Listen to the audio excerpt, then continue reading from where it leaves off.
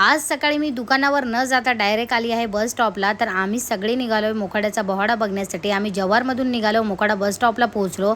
मग काय आम्हाला अजून मोखाडा गावामध्ये पोहोचायचं होतं म्हणून आम्ही इकडनं पटापट निघालो, कारण का थोडा आतमध्येच आहे ते। मोखाडा गावामध्ये पोहोचतात इथे एंट्री झाली होती नरसिंह सोंगाची। तर मग काय मजा झाली होती बाई सोंग बघा।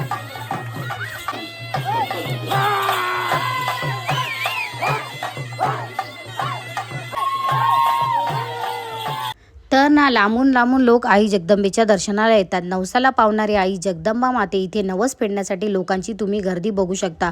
उन्हातानामध्ये लोक गर्दी करून उभे आहेत, खास दर्शनाला आईची वाट बघतायत। आणि मी पण आज वेळात वेळ काढून खास दर्शनासाठीच आली आहे।